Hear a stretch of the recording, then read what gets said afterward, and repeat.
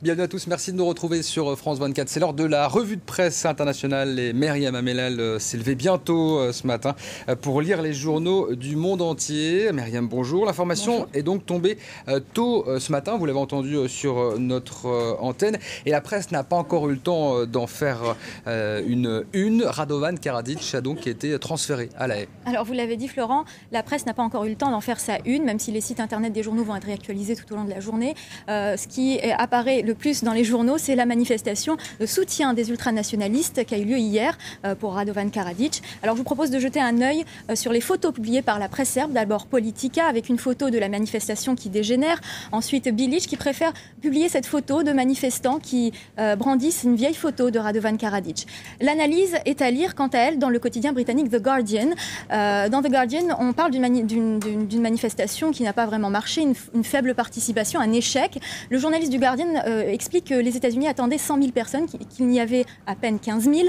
Mais il explique que ce n'est pas parce qu'il y avait peu de participants que les mouvements nationalistes sont faibles. Il explique qu'ils font partie de la coalition gouvernementale et puis il n'exclut pas aussi des violences. Il rappelle qu'après l'arrestation de Slobodan Milosevic en 2003, l'ancien président serbe a été assassiné. Ouais, 100 000 manifestants, ils étaient environ 10 000 hier. Alors tout autre sujet maintenant, c'est un sondage à la une du Figaro, un sondage plutôt étonnant. Un Wallon sur deux veut être rattaché à la France en cas de divorce avec les Flamands. Tout à fait, c'est très sérieux. C'est un sondage IFOP commandé par un quotidien belge Le Soir et puis La Voix du Nord, le quotidien régional français.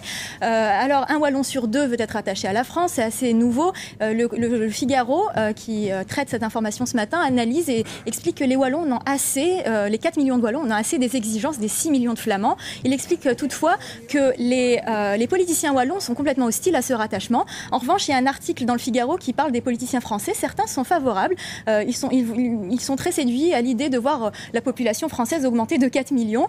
En revanche, il y a quand même quelques politiciens français qui y voient un petit danger, notamment un élu UMP qui dit que la majorité des Wallons sont socialistes et en plus, leur socialisme est pire que chez nous. Fin de citation. Aïe. Myriam, ce matin, on parle aussi de terrorisme dans la presse avec un bilan sur Al-Qaïda dans The Times. Alors, c'est un expert. Le Times donne la parole à un expert qui explique que Al-Qaïda perd du terrain en Irak et en Afghanistan, mais que la nébuleuse gagne du terrain au Maghreb, avec Al-Qaïda au Maghreb, notamment en Algérie, où la situation, selon l'expert, va être de plus en plus difficile, avec une situation économique difficile, et au Maroc, avec l'apparition de plusieurs associations islamistes qui sont formées en Turquie, à l'image de l'AKP. Alors ce matin, on ne parle pas que d'Al-Qaïda, on parle beaucoup de terrorisme, mais pas que d'Al-Qaïda. Oui, alors on parle de l'éco-terrorisme. Alors c'est dans la presse belge, la Libre Belgique. Il faut savoir que l'industrie, l'association, la Fédération de l'industrie pharmaceutique s'est rassemblée à Bruxelles pour parler de ces problèmes. Alors le quotidien belge nous fait un résumé de ces associations apparues au Royaume-Uni. Il pose la question, est-ce que le mot terrorisme n'est pas trop fort pour ces organisations qui s'attaquent aux laboratoires qui font des tests sur les animaux? Eh bien, selon Europol, il est difficile de qualifier un groupe de jeunes qui s'attaquent à un champ de maïs à des terroristes. Ouais, une solution peut-être pour mener des actions anti-terroristes et sauver la planète, c'est un petit robot qui viendrait faire le ménage. Voilà, il s'appelle Wall-E. C'est une nouvelle star, c'est la nouvelle star du box-office. Alors Wall-E, on trouve beaucoup d'articles dans la presse française, c'est la une de Libération et d'aujourd'hui en France. Wall-E, c'est une fable écolo merveilleuse selon Libération. Seulement, il n'est pas interdit de rêver, ce n'est qu'une fiction et Libération le rappelle bien en titrant robot pour être vrai. Ah, c'est joli. Merci Myriam, bonne fin de matinée, dormez bien. C'est la fin de cette revue de presse. Merci à tous de l'avoir suivi.